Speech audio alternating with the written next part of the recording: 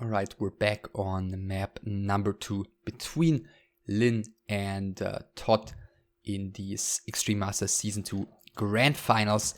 It is close spawn positions, ToD at the bottom left in yellow, Lin at the bottom in red.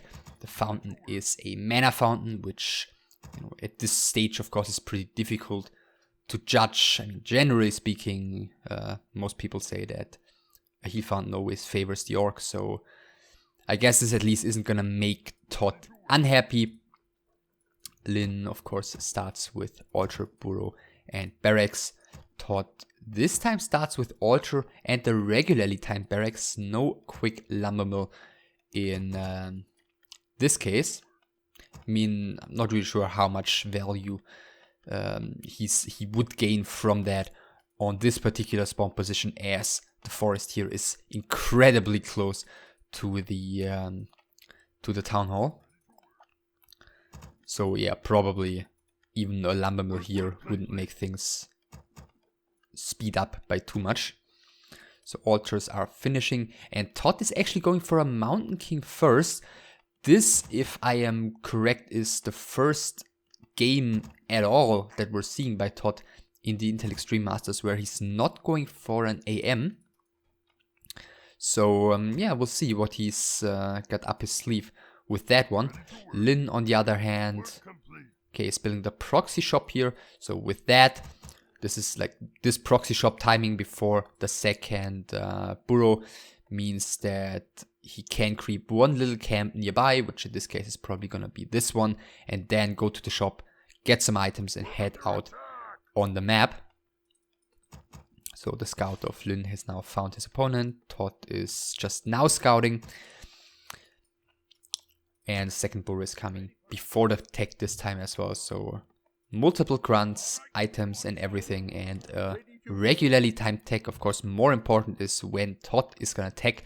So is this going to be some crazy one base Mountain King strategy, or is he just going to go for the fast expansion with that one?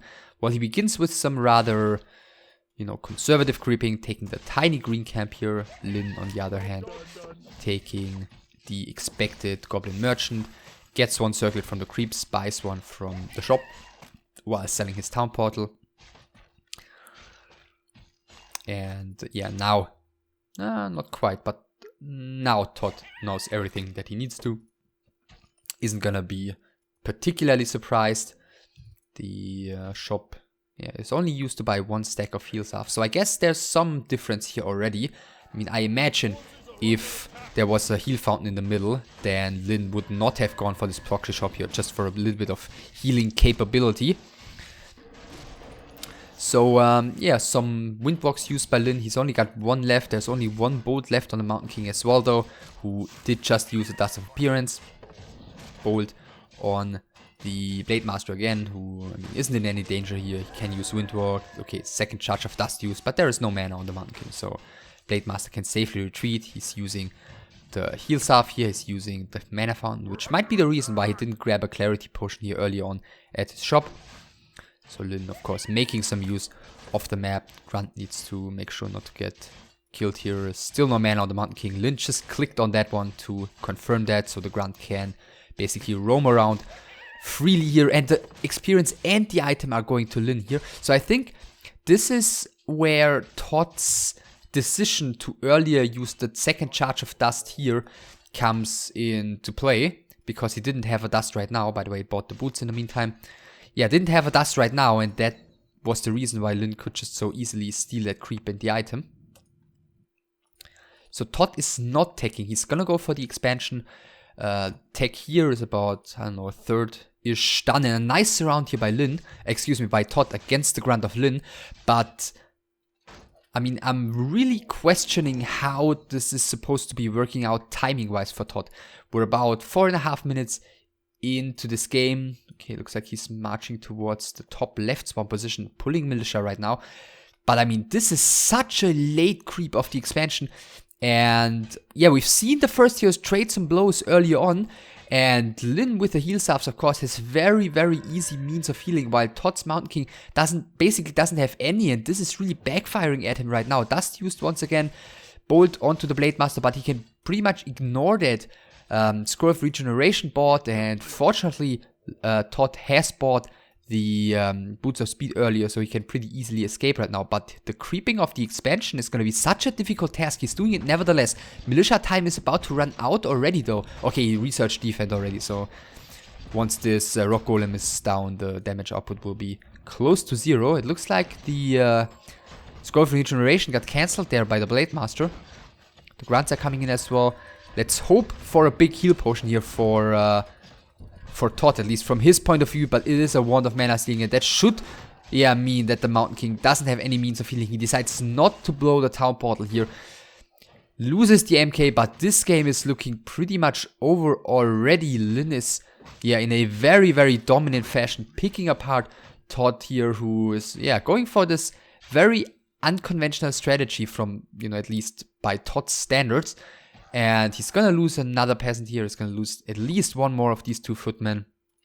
Tier 2 is finished, SH is coming, Beast Tree, Spirit Lodge. And there is no way in hell that once this MK is back, that ToD can go out on the map again for a very, very long time. He's down to 23 supply, that's 2 footmen and nothing else. And Lin is, very, very regularly making his way towards a 50 supply army here. I mean, he's gonna add the first raiders, walkers, war mill, if the game goes long enough, of course. And ToD is struggling to just stay alive here. Blade Master is gonna reach level 3 soon as well.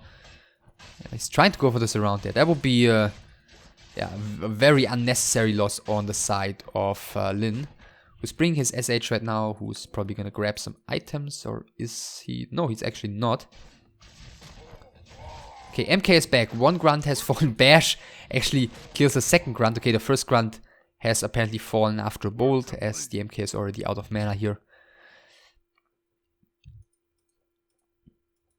And what I just wanted to say is I would not have been surprised if this SH just went for heal wave first to sustain this pressure for a little bit longer. But now as the 2 grunts have fallen, maybe that's not going to be the case. Wand of Mana Stealing used. There's the Hex. And the MK does have a town portal still, which I guess he's going to have to use here soon. Is he going to get the kill on the Shadow Hunter, at least in return? It looks like maybe, but the MK is going to die first. And there is the end of the game already. I mean, there's not really a lot to say about this one. ToD went for this super unambitious first creep, then went for the shop next, where he took a very long time to secure 2 out of the 3 creeps and not the item for him.